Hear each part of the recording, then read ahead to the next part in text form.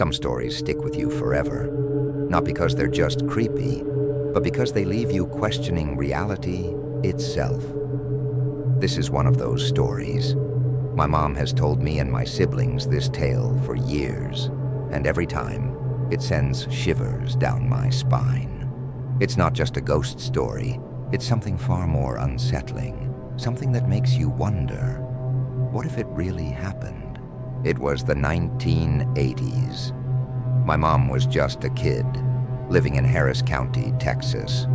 Her father, my grandfather, was a retired Special Forces soldier, the kind of man who didn't scare easily. But what he encountered in their quiet neighborhood would stay with him for the rest of his life. Right next to their house stood an old decaying home. It looked abandoned, but every day, without fail, my mom and her brother saw a man sitting on the front porch, rocking slowly in his chair, staring out at the world like he was waiting for something. One afternoon, curiosity got the best of my grandfather. He decided to introduce himself. He walked up to the porch, greeted the man, and sat down. The conversation was ordinary at first, until the man suddenly leaned in and said, "I want to show you something." There was something strange about the way he said it, but my grandfather, always up for a challenge, agreed. The man led him inside, and instantly, something felt wrong. The air was thick, heavy. The house was eerily quiet, coated in dust, as if it hadn't been lived in for years. Yet the man moved as if it was his home.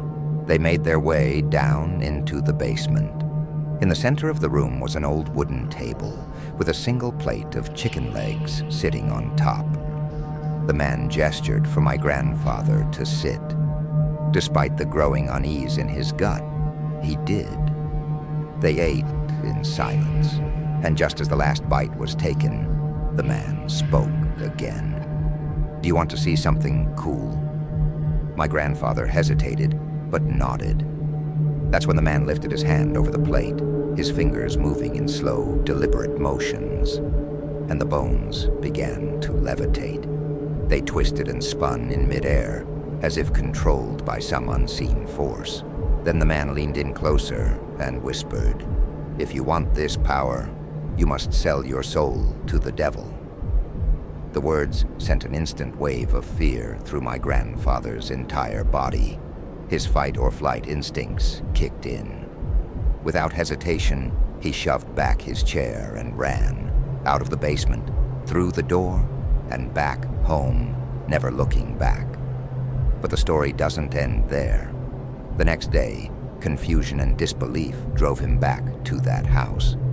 But when he stepped inside, everything was gone. No furniture, no dust-covered table, just emptiness. He rushed down to the basement, only to find the floor marked with a pentagram. Determined to make sense of it, he asked the neighbors about the man. But what they told him chilled him to the bone. No one had lived in that house for years. It had been abandoned for as long as they could remember, and just like that, the man was never seen again. Was it a trick, a hallucination, or something far darker? No one knows. But from that night forward, my grandfather never spoke of it again. And after hearing this story for years, I can't say I blame him.